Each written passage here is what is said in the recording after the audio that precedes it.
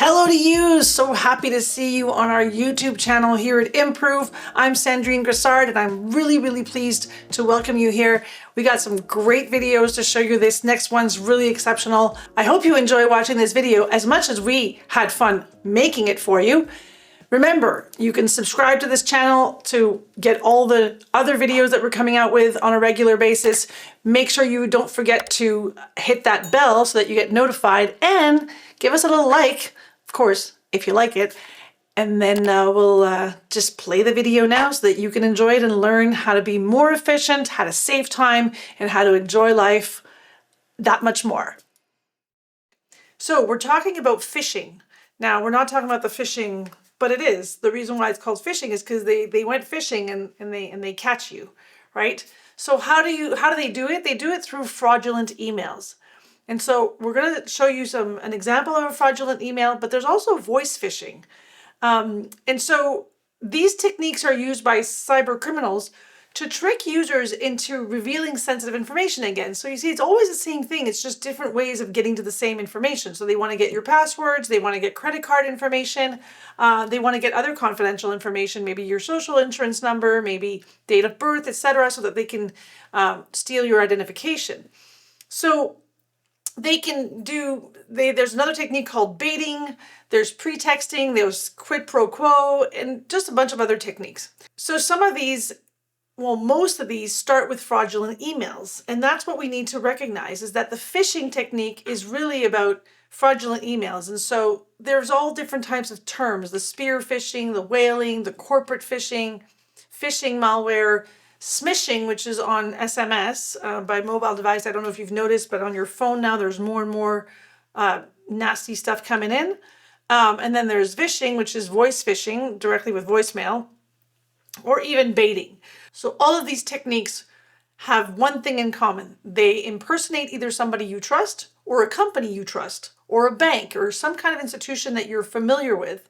And they make you believe that they are them so that you would give them information. Now, the numbers are pretty impressive when it comes to statistics. 91% of attacks begin with a phishing email. And then what's even crazier is that 30% of the users actually open the attacker's email, and 12% click on the attachments in the email or the links. And then it's 15% of phishing attack victims are second-time victims. So people get caught more than once in this thing. And if you're watching this thinking, well, that would never happen to me, well, maybe. But they're getting more and more sophisticated with their techniques. And so your eye has to be really educated to see that it's not what it's supposed to be. So we'll get back to that, and we'll see exactly which parts of the email you need to be focusing on. But let's continue and look at the other types of phishing attacks. We have spear phishing and whaling. Spear phishing, it's aimed at specific individuals or companies, and they're usually personalized to look like legitimate messages from a known company or contact. So again, all these phishing things are the same thing. It's just they either look like companies or look like contacts. It can be internal, external. It really doesn't matter. The executive phishing is also when people pretend that they're a contact for one of the executives. So it could be the banker. They pretend that they're the banker. They pretend that they are a big supplier that we work with. And the other way around, the executive phishing as well, or what's also called as president's fraud, that's when the attackers pretend that they are the executive of the company and they write to the employees. And we actually know of a company, like personally, where that happened to one of the employees, where the employee got a message supposedly from the president. It all looked legitimate, except for, the person hadn't looked at the details. And that president was asking the person to go and buy gift cards for clients. And because this person was in sales, they thought, oh yeah, there's an event coming up. I mean, the timing was incredible and everything was just like so well orchestrated that the person never saw that it was fraud. And, the employee ended up losing several $100s just out of that. And it was a small company, right? When you're in a small company, sometimes we do things ad hoc. So we have to be really careful and keep an eye out for that. So president's fraud is also something that's very present. Corporate phishing as well. So it uses email messages that look like they're coming from, again, their own company. And so especially if you're in a big corporation, you don't know everybody internally. You don't know everyone in your company. And so if the firewall doesn't detect it, if the different measures in place don't detect the email and it actually comes into your email and you're not careful, that's what's going to happen. You're going to end up getting caught. Now, let's take a look at a recent example of a phishing attack that occurred actually in 2021. The targeted company was a well-known IT security firm. Imagine an IT security firm. Now, I mark my words here, called SolarWinds. And so the attackers used a classic but effective tactic, email phishing. And they sent emails that appeared to come from SolarWinds' human resources department. So imagine that, right? You're an IT security firm and somebody hacks you and they pretend that they're from your HR department. And then what they do is that they ask employees to reset their passwords using a link included in the email. So put yourself in their shoes here for a second. You're an employee of an IT firm. You get an email. It has the same look and feel as your HR department. And they say, dear, like it would be me, dear Sandrine, as an employee of the company, we need you to update and validate your credentials with the company. Please click on the link below and fill out the information required, and we'll just update your profile internally. So you receive that, and you're probably not doubting anything because it looks legit, right? So what ended up happening is that some employees unfortunately clicked on the link and entered their credentials on the fake reset page. This gave cyber criminals access to SolarWinds' internal systems, leading to a much wider attack known as Sunburst. Because basically what they do is they now get into the system, and then because they were in the system, they have access to a whole bunch of really confidential information, and then they can continue their attack, but really wide with suppliers and partners and collaborators. And so what ended up, basically affecting 18,000 customers, as you can see on the article on the screen. And so we're looking at 18,000 customers, but government organizations as well.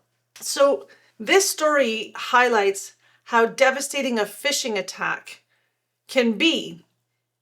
But it also reminds us that we're each really important when it comes to what do we click on, what do we open, because all of the attacks, no matter what they are made of, they're always human error. They're never about the tools or the software.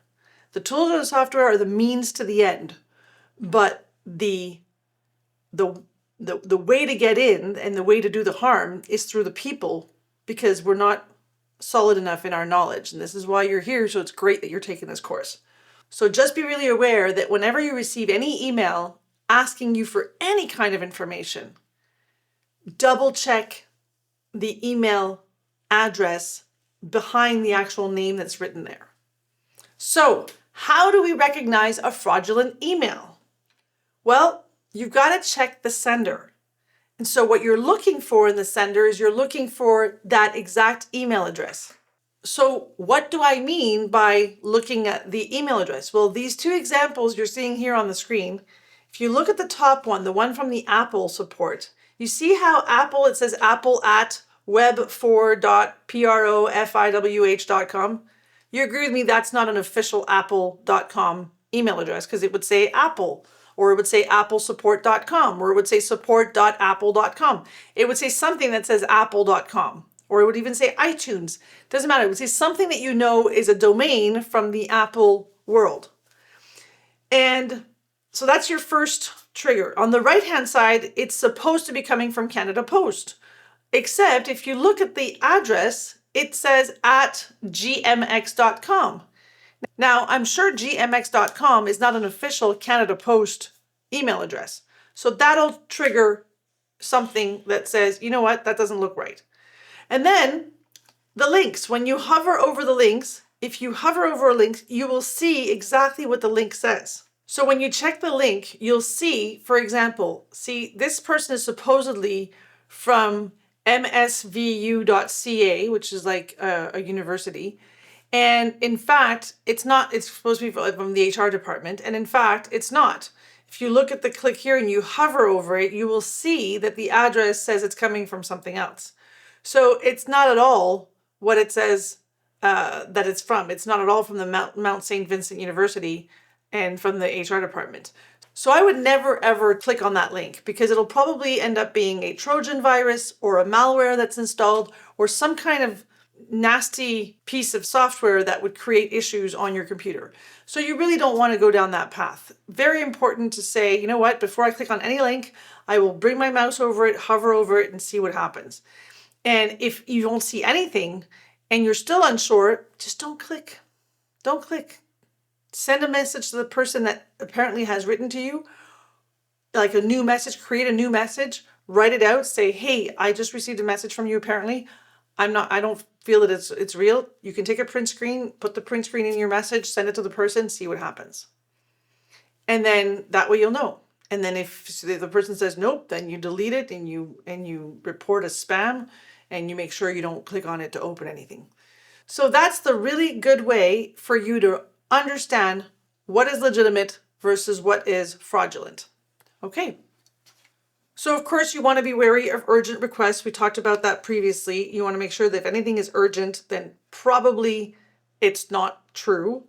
Make sure you check with the actual sender, the person that sent it to you. We just talked about checking links. So we've done that, making sure they're great and they're official. And of course, be very suspicious of attachments, especially if they come from unknown or unreliable senders. If you have any doubts, don't open the attachment and delete the email. Okay, so that's really, really important. And last but not least, be conscious of grammatical and spelling errors, but also be conscious of language, like which language the person, especially if you're working in more than one language. In our case, we work in French and English. And so I know that some of my colleagues would never write to me in English. They would always write to me in French. So if I ever got an email from one of my colleagues in English, I'd be like, wait a minute, that's weird. They never write to me in English. Why would they write to me in English? So that would be for me a trigger. But even in the same language, if you know somebody, their writing skills are really good and they never make mistakes in their emails, and all of a sudden you spot three errors or 2 errors or something's missing or the punctuation's off, there's no capital letters or whatever it is, just keep an eye out for that. Have your detail eye be aware of that and go, wait a minute, that's not like them. They don't usually write that way. And that should really let you know. Now, of course, again, you're in a bigger company. You don't know everybody. You wouldn't know that, that person would make mistakes. Well, then the other elements that we talked about before will definitely help you out. So was that neat? Did you learn a bunch of stuff? And are you just like completely pumped about what you can do now because now you got more time on your hands and more relaxed moments in life so that you're not so stressed and overwhelmed? That's the whole point of all of our videos. So we know we hit the spot. We know we can help you. And please remember to check back in here, hit that like button, hit the bell. If you haven't subscribed already, please do. And we'll be coming out with more videos, more tips and tricks to show you how to be more efficient with technology or without, because efficiency is our middle name. Thanks for watching our Improov channel. Again, I'm Sandrine. Have a wonderful rest of your day, evening, night, morning, whatever time it may be. Bye for now.